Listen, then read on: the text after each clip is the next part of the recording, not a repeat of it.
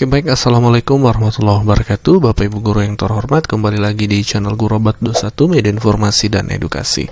Di video kali ini kami akan membahas atau menyampaikan dua kabar baik untuk guru di tahun 2022 Bapak Ibu terkait program sertifikasi guru. Yang pertama adalah perlu Bapak Ibu ketahui bahwasanya untuk tahun 2022 PPG dalam jabatan itu untuk guru yang sudah mengabdi atau sudah diangkat baik itu ASN maupun honorer seperti itu tetap akan dilaksanakan PPG dalam jabatannya Bapak Ibu. Jadi banyak yang mempertanyakan apakah 2022 tetap ada PPG Daljab, jadi tetap ada Bapak Ibu. Memang rencana awal itu PPG Daljab ini dianggarkan melalui LPDP atau dilaksanakan melalui naungan LPDP ya, Lembaga Pengelola Dana Pendidikan, tapi untuk tahun 2022 itu belum memungkinkan. Ini sudah dipaparkan oleh pihak Kemdikbud, kami sudah sampaikan juga di beberapa video sebelumnya. Sehingga untuk PPG Daljab tetap seperti tahun-tahun sebelumnya melalui Dirjen GTK Kemdikbud ya Bapak Ibu untuk PPG dalam jabatan.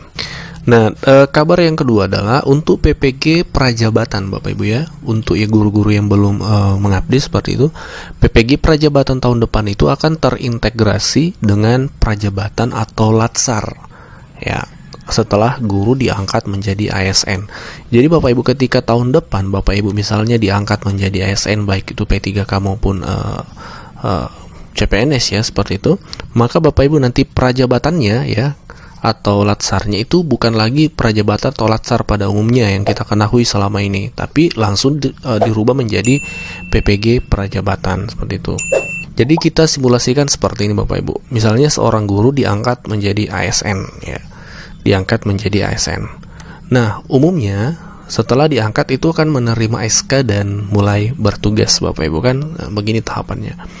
Nah, pada umumnya setelah menerima SK dan bertugas, kalau CPNS itu kan akan ada prajabatannya dulu sebelum menerima SK PNS, karena SK CPNS dulu baru prajabatan. Sekarang ini kita kenalnya latsar ya istilahnya, bukan lagi prajabatan tapi latsar CPNS. Nah, itu bukan lagi untuk guru, bukan lagi prajabatan atau latsar, tapi itu kan dirubah menjadi PPG prajabatan Bapak Ibu.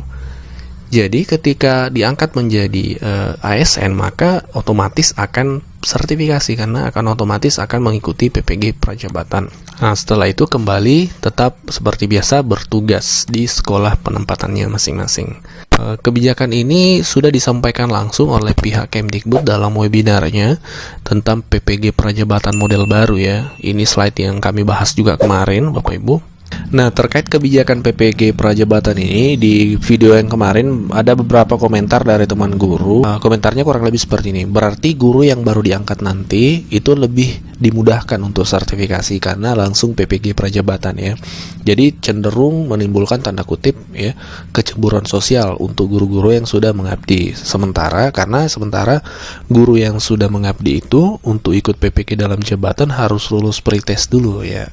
Jadi ini yang perlu dipahami oleh Bapak Ibu guru sekalian, bahwasanya baik PPG dalam jabatan maupun PPG prajabatan itu sebenarnya masing-masing ada tantangannya. Jadi tidak perlu sebenarnya menimbulkan tanda kutip sekali lagi kecemburuan sosial ya Bapak Ibu, tidak perlu, karena PPG dalam jabatan memang tantangannya adalah lulus pretestnya. Tapi perlu Bapak Ibu ketahui PPG prajabatan itu tantangannya adalah lulus tes ASN-nya.